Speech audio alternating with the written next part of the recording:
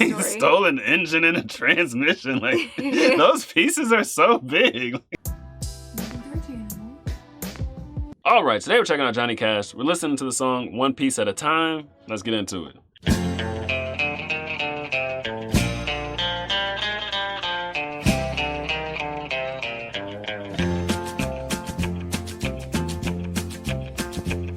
Well, I left Kentucky back in '49 and went to Detroit working on assembly line. The first year they had me putting wheels on Cadillacs. Every day I'd watch them beauties roll by, and sometimes I'd hang my head and cry, 'cause I always wanted me one that was long and black. One day I devised myself a plan that should be the envy of most any man. I'd sneak it out of there in a lunchbox in my hand. Now getting caught meant getting fired, but I figured I'd have it all by the time I retired. I'd have me a car worth at least $100 grand. I'd get it one piece at a time, and it wouldn't cost me a dime. You'll know it's me when I come through your town. I'm gonna ride around in style, I'm gonna drive everybody wild, 'cause I'll have the only one there is around. So the very next day when I punched in with my big lunchbox and with help from my friend, I left that day with a lunchbox full of gear. I've never considered myself a thief, but GM wouldn't miss just one little piece, especially if I strung it out over several years. The first day I got me a fuel pump, and the next day I got me an engine and a trunk. Then I got me a transmission and all the chrome. The little things I could get in my big lunchbox, like nuts and bolts and all four shocks, but the big stuff we snuck out my buddy's mobile home. Now up to now my plan went all right till we tried to put it all together one night, and that's when we noticed that something was definitely wrong. Ooh, I like the piano. Right there. What are you laughing at? Oh, he's talking about stolen engine and a transmission. Like, those pieces are so big. Like, how do you do that without getting caught? Right? I wonder if he stole it all at once, or he said... No, it's like every day something different. But it's like, can you picture someone walking out with an engine from their job or a transmission? Transmissions are like this. They're huge. They're so big. And then engines, I mean, I don't know how big that specific car in the Cadillac. Lunchbox. But engines are pretty big. Doesn't even matter if it's 4 cylinders. Still decent size. How do you steal it? Yeah. This, you know, our first Johnny Cash song was Johnny Cash Hurt. That we ever checked out. That was not a good starter song. It was not, because we didn't know who he was. Yeah. And then after that, it was Boy Named Sue. I feel like this would have been a great starter song. I like the story songs. Yeah, and I really am getting, it's like, oh, this is very Johnny Cash. As soon as this came on, like the whole vibe, you know, okay, this is about to be a good story. Right? And that's when we noticed that something was definitely wrong.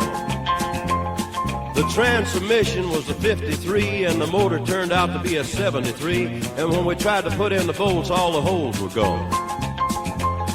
So we drilled it out so that it would fit, and with a little bit of help from an adapter kit, we had that engine running just like a song.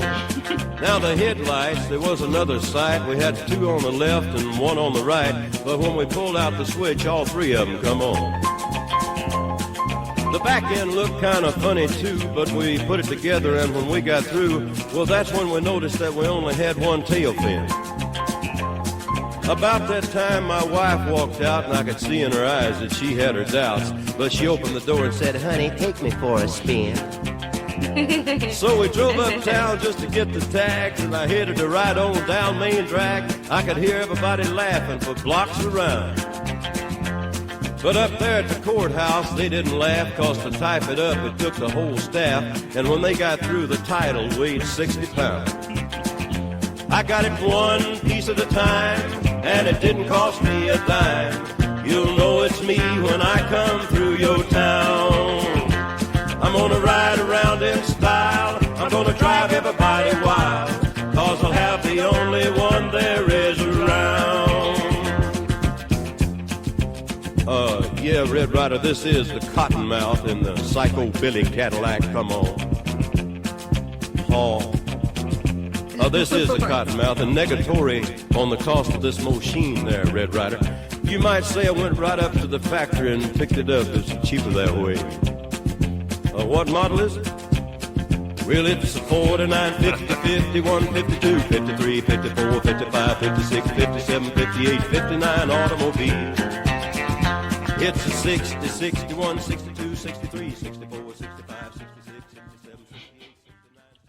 Oh, wow. Because he has so many parts from all those different... Right, because he like stole a part a day for who knows how many years to get all the parts. One piece at a time. I like it. I like it.